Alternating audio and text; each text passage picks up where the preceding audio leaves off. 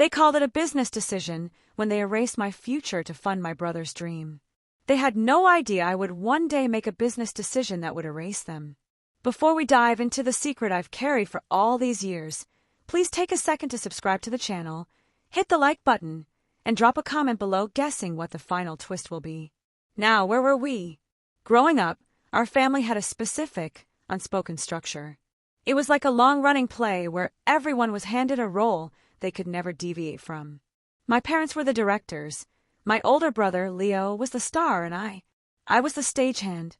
The quiet one, the responsible one, and for the most part, the invisible one. My job was simply to make sure the lights stayed on, and the stage was set for Leo's next big performance. Our home was essentially a shrine to him.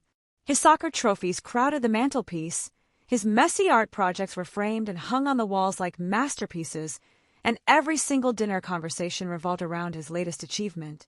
Leo was charming, charismatic, and possessed a natural-born talent for convincing my parents that his every whim was a gateway to greatness.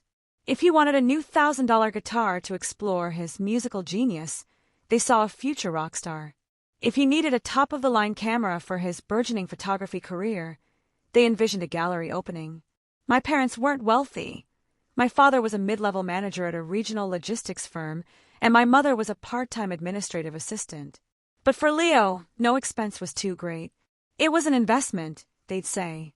My ambitions, on the other hand, were quieter. Ever since I was a little kid, I was fascinated by how things worked. While other kids were building model rockets, I was taking apart old radios, spreading their guts across my bedroom floor, obsessively trying to piece them back together. At 12, I started a small dog-walking business, not to buy a new bike, but because I had meticulously calculated the profit margins in a spiral notebook. I remember showing it to my father with pride. He just chuckled, patted my head, and called it a silly little hobby. "Focus on your chores, honey," he said. "Leo has the big ideas. You're the practical one, the reliable one." In our family, reliable was a compliment that felt a lot like a consolation prize. It meant I was expected to get good grades without fanfare, do my chores without being asked, and most importantly, understand when money was tight. And money was always tight, especially when it came to me. The word burden started as a whisper. I'd hear it through their bedroom door when they thought I was asleep. Another school trip for her. "I don't know, Susan, it's a burden. She needs new shoes again, it all just adds up." These hushed conversations were never about Leo's expenses. His were investments. Mine were costs. The subtle but constant financial trauma bred a deep-seated guilt in me. I started to feel like my very existence was an inconvenience, a line item on an already over-leveraged budget. This dynamic was never clearer than with our mistakes. When Leo crashed my dad's car at 16, it was a learning experience. The insurance hike was just the cost of raising a spirited boy. When I accidentally broke a plate while washing dishes, I received an hour-long lecture on being careless and how money doesn't grow on trees. The $5 plate was lamented for a week. I learned to make myself smaller. I asked for less. I wore my shoes until my toes tore through the front. I told them I didn't want to go on the school ski trip because I didn't like the cold. But the truth was, I couldn't bear the thought of overhearing another conversation about what a burden I was.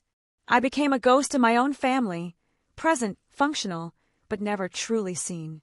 My role was to be the one who wouldn't cause trouble because all the family's resources, financial and emotional, were already allocated to the star of the show. I was just a supporting character whose only payment was resentment. I internalized this for years, believing that my worth was tied to how little I cost them. Little did I know that label would one day become the fuel for my escape. The breaking point, the moment my quiet resentment finally hardened into a cold, diamond-hard resolve, came the week before I was supposed to leave for college.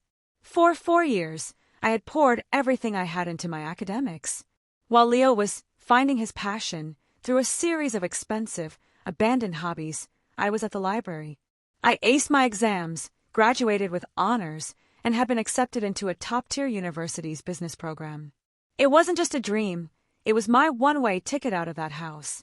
There was a savings account, a modest college fund started when I was born. It was a joint account, and the understanding for years had been that this was my future. I had worked part-time jobs all through high school adding my own earnings to it, watching the balance grow with a rare feeling of pride and ownership. It wasn't enough to cover everything, but with scholarships and loans, it was the foundation of my escape plan. Then came the talk. My parents sat me down at the dining room table with a disturbingly cheerful look on their faces, the kind they usually reserve for one of Leo's grand ideas. "We have some wonderful family news," my mother began, her smile strained. My father cleared his throat. "You know how Leo has been working on his social media presence, his influencer career." I nodded, my stomach beginning to churn. Leo's latest career involved taking artsy photos of lattes and posting inspirational quotes he found online. "Well," my dad continued, beaming from ear to ear, "he's been given a once-in-a-lifetime opportunity. A digital artist collective in Bali wants him to join them for a 6-month workshop. It's an incubator for creatives. This could be his big break." I was silent, waiting for the other shoe to drop. It landed like an anvil. "The thing is," my mother said, her voice softening into a supplicating tone, "these things require an upfront investment. To secure his spot, cover travel, living expenses, we needed to act fast." My father looked at me, his smile faltering slightly. "We had to make a family decision. We took the money from your college fund, and we invested it in Leo." The air left my lungs. The sound in the room seemed to vanish. I just stared at them, trying to process it. My entire future, all my hard work, every extra shift I'd picked up, handed over to my brother for a 6-month vacation in Bali. "You're the responsible one," my father said quickly, as if reciting a script. "You can get loans. You have scholarships. You'll figure it out. You always do. But Leo, he needs this push. This is a sure thing." I finally found my voice, a choked whisper. "That was my money. I worked for some of that." My mother reached for my hand, but I pulled it away. "Honey, don't think of it as your money or his money. It's family money. We're investing in the child with the highest potential for a quick return." And then came the final blow. The words that would echo in my head for years. "Look," my father said, his patience visibly wearing thin. "We can't afford to carry you both. You've always been a financial liability. We had to bet on the kid who wasn't going to end up in a cubicle with a mountain of debt. We made a business decision. A liability." The whisper was finally a scream. In that moment, I was no longer their daughter, I was a bad investment. A line item they were cutting to free up capital. The betrayal was so absolute, so profound, it became clarifying. They had never really seen me. They only saw my cost. I didn't scream. I didn't cry. My body went cold. I just stood up. The image of their faces, my father's, self-righteous, my mother's, pleading for an understanding I could no longer give, was burned into my memory. "I understand," I said, the words like ice in my mouth. I went upstairs to my room, not to pack for college, but to pack for good. They hadn't just taken my money, they had given me my freedom. The freedom that comes from knowing you have absolutely nothing left to lose. I walked out the next morning with 2 suitcases and the $400 I had in my wallet. I didn't leave a note. Silence, I decided, would be my reply. I didn't go to the prestigious university. I couldn't anymore. Instead, I moved to a cramped apartment a few hours away with 3 roommates I found on Craigslist. The dream of a business degree was replaced by the harsh reality of survival. Those first few years were a blur of exhaustion. My life became a relentless cycle of 3 minimum wage jobs. From 5 a.m. to noon, I was a barista, forcing a smile while serving coffee to people who seemed to have it all figured out. From 1 p.m. to 7 p.m., I worked in a dusty warehouse, packing boxes, my muscles aching in ways I'd never felt before. And 3 nights a week, from 8 p.m. to midnight, I delivered pizzas, fear a constant passenger in my beat-up car. My diet consisted of instant noodles, stale pastries from the coffee shop, and the occasional free slice of pizza. I was always tired, always broke, and completely alone. Some nights, I would sit on the edge of my lumpy mattress, the springs digging into me, and the weight of their words, financial liability, would echo in my head. But then, a cold, hard anger would rise from the depths of my fatigue and keep me going. I refused to fail. I would not let their prophecy come true. The spark came from the most unlikely of places, the warehouse. Their inventory system was a joke, a chaotic mess of conflicting spreadsheets, manual entry, and constant errors. It was a massive drain on time and money. While my coworkers complained during breaks, I started watching. I saw the patterns, the bottlenecks, the glaring inefficiency. That old fascination with taking things apart and making them work better reemerged. I saw a problem I could solve. I didn't have a degree, but I had a library card and an insane work ethic. Every spare moment was poured into self-education. Weekends were spent in the public library, devouring books on logistics, supply chain management, and coding. I used their computers for free online courses. While my roommates went out, I stayed in, fueled by cheap coffee, teaching myself Python, one frustrating line at a time. Slowly, painfully, I began building a solution. It was a simple piece of software at first, a tool to automate inventory tracking for small businesses. I built it in the stolen hours between midnight and 3 a.m. After 6 months, I had a clunky but functional prototype. I started posting on small business forums, offering my tool for free to anyone willing to test it. The first person to bite was a woman who ran an online candle business out of her garage. My software, she said, saved her 10 hours a week. She offered to pay me $50 a month to keep using it. That $50 felt like more than the entire college fund. It was proof. It was validation. It was mine. That was the beginning. I got another client, then another. Soon I was making a few $100s a month, and I reinvested every single penny.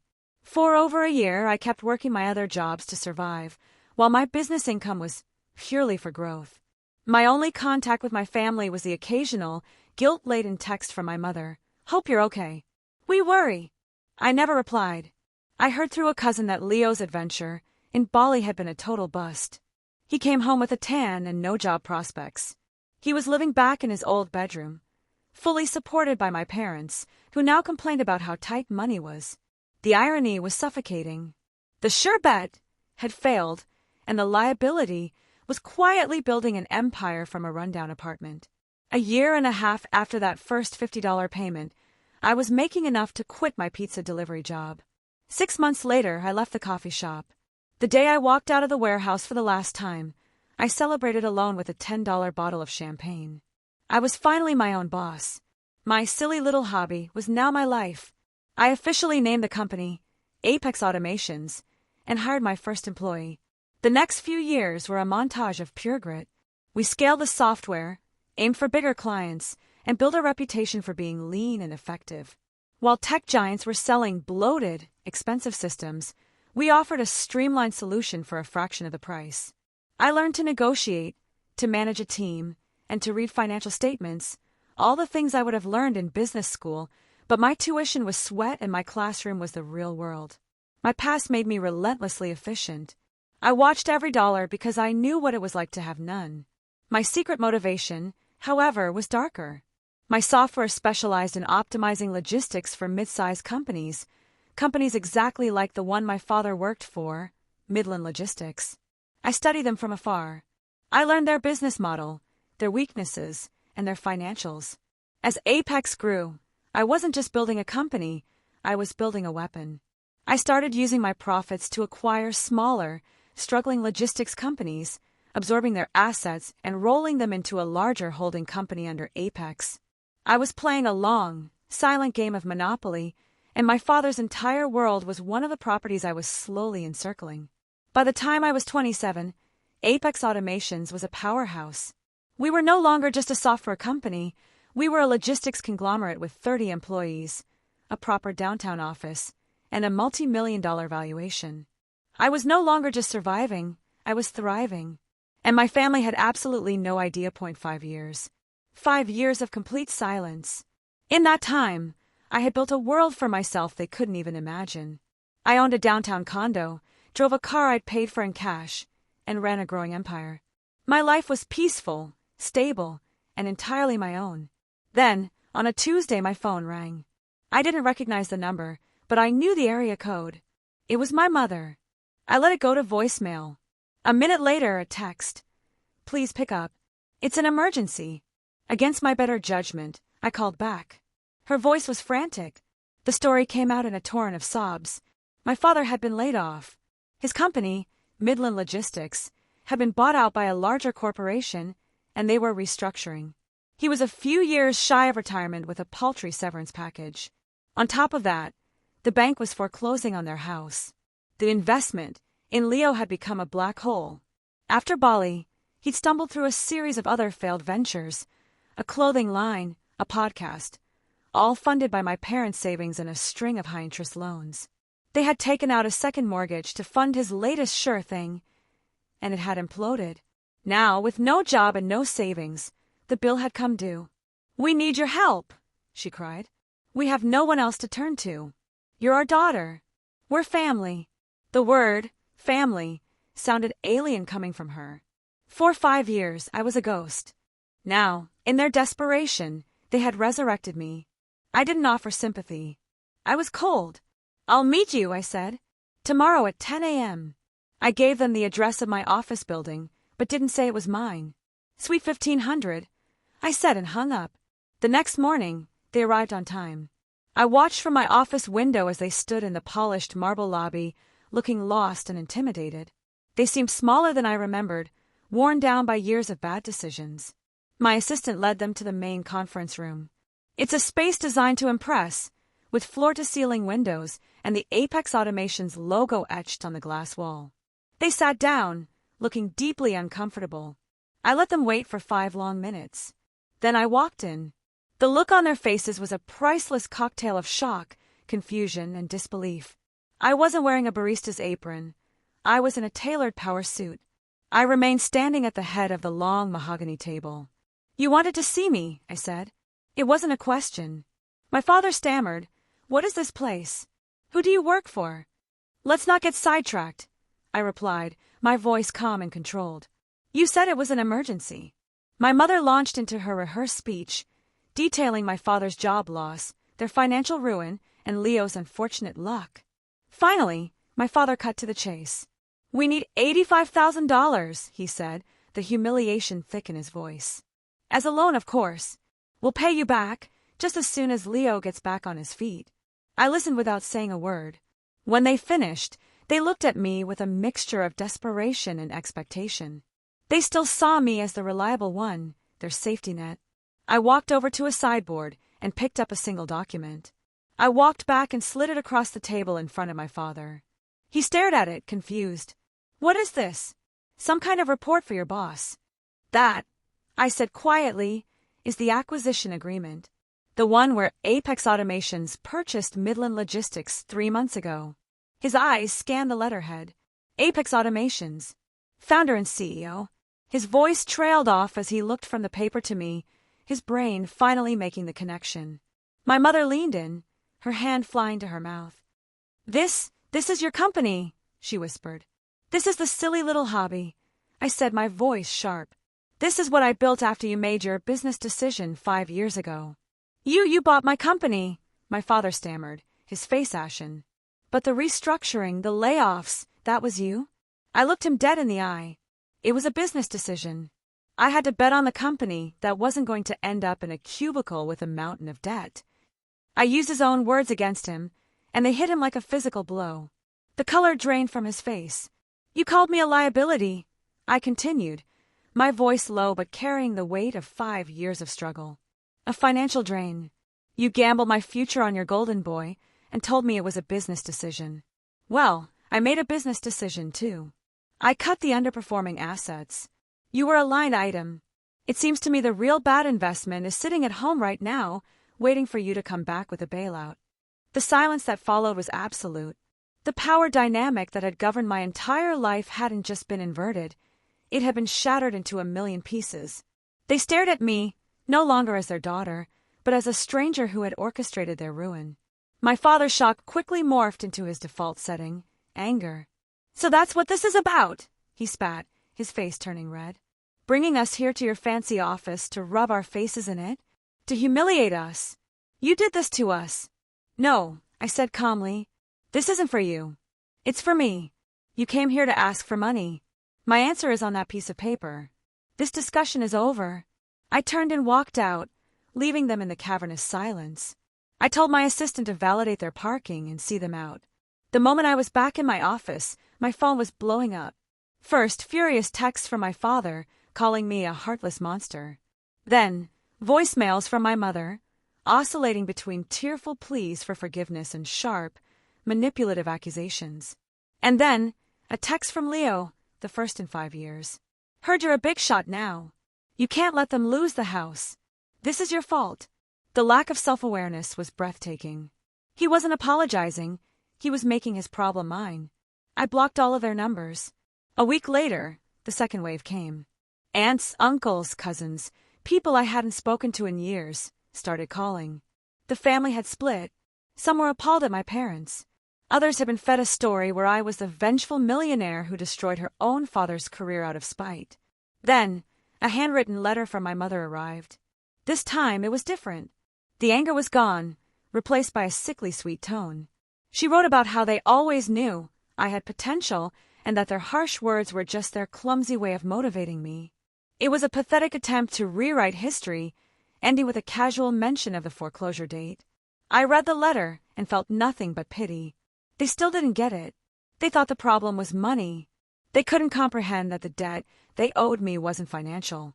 It was a debt of love, support, and faith, and my revenge was simply a mirror of the cold calculus they had taught me.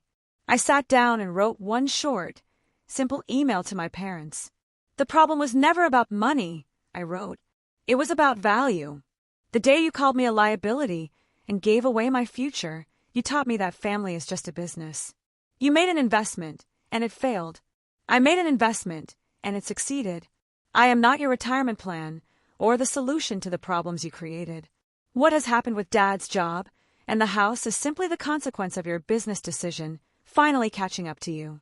I wish you the best in dealing with it. I hit send and felt a weight lift from my shoulders.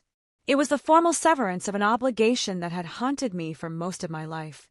I had to accept that I couldn't change them. I could only control my own peace. In the months that followed, I heard through the grapevine that they lost the house. They moved into a small rental apartment, and my father had to get a second job. Leo, finally facing reality, now works at a call center. My life, on the other hand, has never been better. Apex Automations continues to grow. I've built a chosen family, friends and colleagues who value me for who I am. My relationships are built on mutual trust and respect, a stark contrast to the conditional love I grew up with. The final vindication wasn't the money or their downfall. The real victory was realizing my self-worth was never up for their negotiation.